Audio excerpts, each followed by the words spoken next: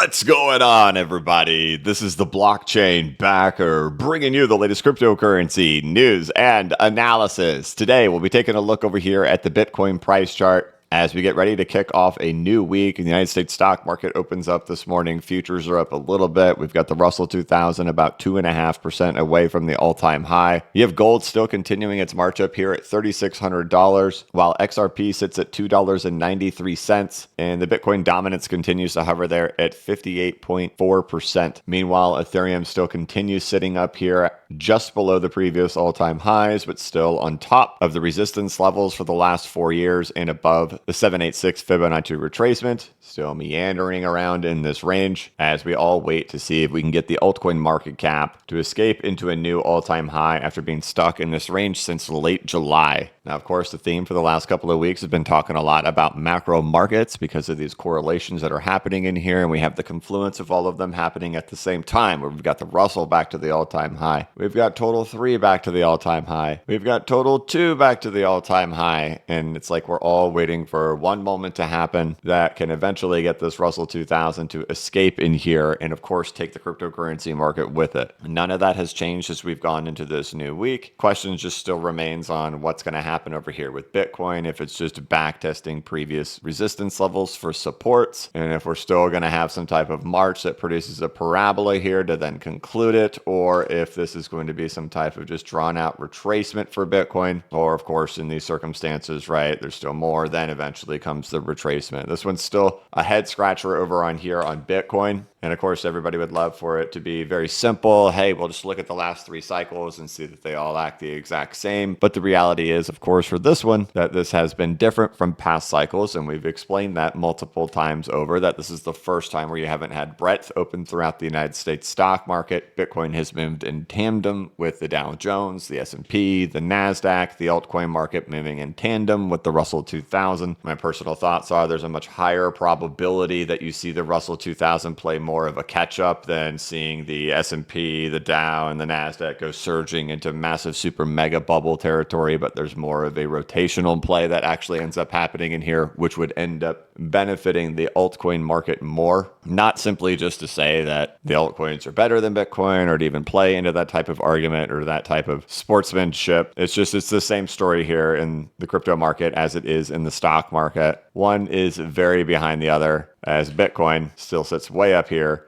and the altcoin market still sits way down here. So as we head into our new week, of course, this still just continues to be the narrative, the thing that we focus on. I know how this goes, guys. We get beat up. We're talking about it all the time. It's super annoying. Then eventually something happens. They all move together. Then everybody's like, oh, okay, it all made sense. But that's where we're at as we head into the new week, trying to see if we can go ahead and get a stab or a surprise to enter into the market to break it out, along with seeing what I believe to be this last little stab here for gold come to a conclusion. And I've given examples of this in the past. Of course, here's the Russell 2000, here's XRP, here's gold, where we have these consolidations, all the weakness runs out, all the wave counts are all there. It's kind of like your last little hurrah that happens as it short squeezes and then eventually comes to a conclusion after here. My thoughts are that is what is happening over here for gold. And the second that this thing presents itself, that's going to give this opportunity for this thing to go busting out of here. And then when that happens, hip, hip, hooray, then comes our turn at the same time, right? But we've shown examples of that. We've compared it against XRP, Litecoin, Solana to show how these types of consolidations can happen in here. And after you get back to these highs, there's a rejection and then a waddle up here near the top.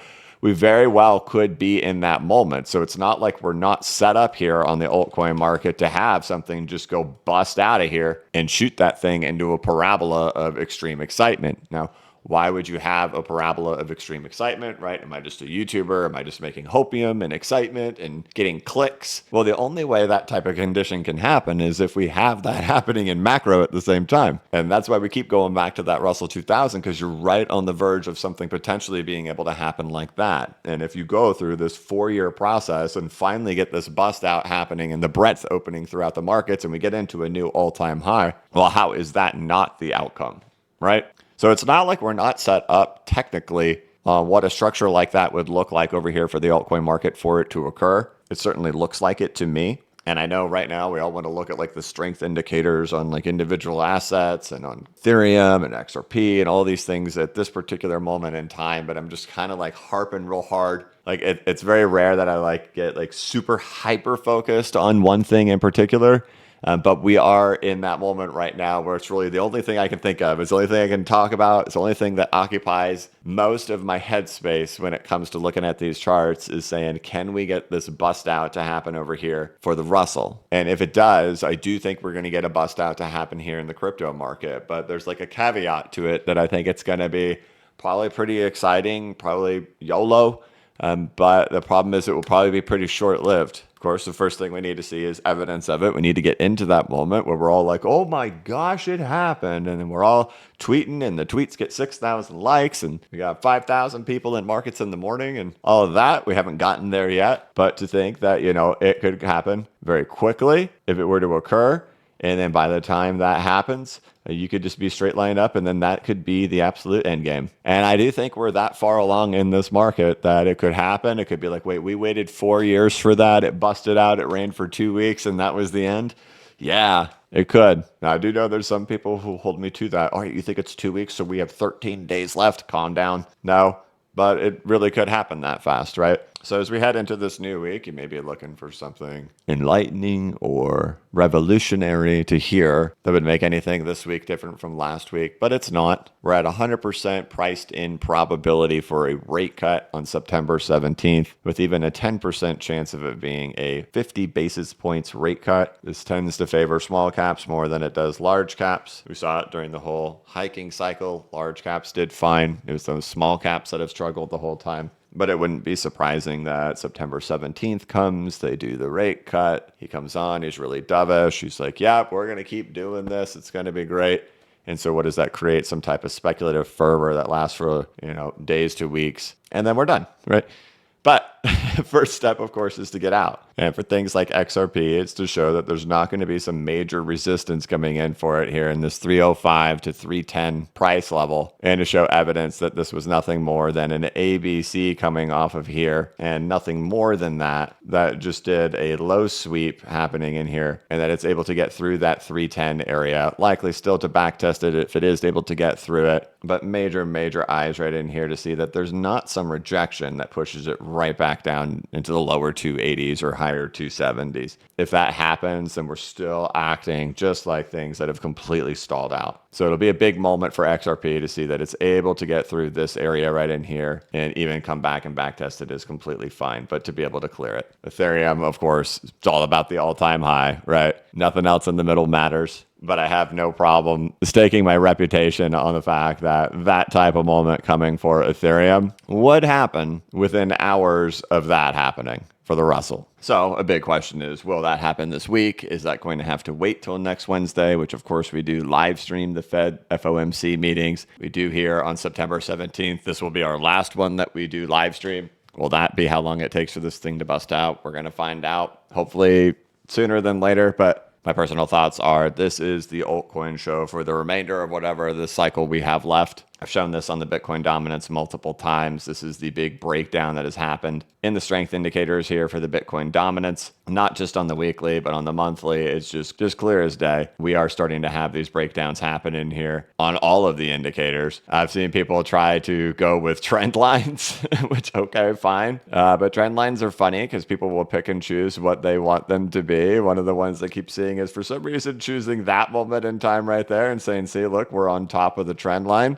I don't know why we choose that one as our point in time, why we don't choose that one right there, or realistically, why don't we just choose the one that starts the whole trend in there, in which you can actually see it's already broken through, and this was just a back test here for the Bitcoin dominance over these last 2 weeks, and that was a breakdown happening in there and on there. But either way, you don't see me use trend lines very often because I think they're very silly. I think it's something that we actually just do to have our own confirmation bias of what we actually do want to see. The reality is just kind of looking at the overall trend in here and the weaknesses in here, right? This is a very clear trend change happening on the Bitcoin dominance after years of being up higher and maintaining itself. And then, of course, move over there to that monthly time frame, and very clear change happening over here on all these indicators on the monthly time frame as well, right? I mean, clear as day, holding, and then boom, a breakdown happening. And then, of course, our moving average convergence divergence flips red for the first time since late 2020 and 2021. So, I think this is going to be the story of the remainder of this cycle. But of course, that all depends on Mr. Russell 2000 breaking its way out of here. And I think we have the narratives, the stories, all the things set up in here. And it's just very rare. I can't personally come up with any charts that I've seen myself where you go back and you hit a high for a third time and then roll over like that and then you're done. Like, people love to say, oh, double tops, triple tops. Give me examples of triple tops, right? Especially on this big of a time frame, you just don't have them. So I think we have a really good shot here to be able to get out, and of course that implies that it's an altcoin market phenomenon, and that's why we go back here at the same time to the Bitcoin dominance, which is also implying an altcoin market, favorable condition market. So I won't ramble too much. You know what's going on in here. We're knocking on the high of the Russell 2000, which we're also with the confluence of knocking on the high for the altcoin market. We have a 100% priced in rate cut. Now we're just going to see how dovish is the Fed next week. Does that give the catalyst, the juice, the energy for the market to push itself up? Or do we get the actual breakout to happen ahead of that? Either way, this breakout is going to be the thing that is confluence with the market. All of your narratives, all of your dreams, all of your thoughts on cryptos and the things that causes their price appreciations will be shattered if you're still believing anything else. Bitcoin is a equity style asset. So is the altcoin market. We know it. Gold and silver are their own asset class. Bitcoin and cryptos don't act anything like gold and silver or currencies. They act like equities. So all eyes are on the equity market right now. And if we can get this move to happen, and if it does, I think we're in the rotational top of the equity market, and it'll be a very exciting time. But you could smell it. The market's waiting. It's coiling up, and it's looking for something to give it the catalyst to bust out of here. And my speculation is now with the Russell at 2,400 and only 2.5% away from the top, that's going to be the thing that does it. So we'll check in on it this week. Hopefully it's this week that we get things to get moving in here. If not, of course, next week's the big week where we have the big meeting and the cutting cycle really kicks into full gear. So we'll check in on it this week. You guys, of course, can check out my newsletter over here at blockchainbacker.substack.com, where we talk a lot about these things with the altcoin market cap racing back to historical all-time highs with the Russell. Russell surges with Dow Jones, Bitcoin teeters, Bitcoin dominance rotation in one big trade. This one's a long one. It's got a 35-minute audio recording attached to it. You can check that out over here at blockchainbacker.substack.com. You can, of course, check out bcbacker.com with over 40 videos and 11 hours of content teaching you how to set up your own charts and indicators within TradingView and CoinTrader Pro. There are links within the descriptions of each of my videos to the newsletter at blockchainbacker.substack.com and to bcbacker.com. Otherwise, I hope you had a wonderful weekend, and hopefully this week is our week. But we'll tune into it throughout the week and find out. Otherwise, thank you so much for watching. If you could, please like this video and give it a thumbs up. If you're new to the channel, please subscribe and hit the notification bell so you can be notified of when I create new content and when I go live. As always, this is not investment advice, and I am not a financial advisor. But if you ever need a pick-me-up or a little bit of reassurance, just remember that the blockchain backers got your back. Have a good one.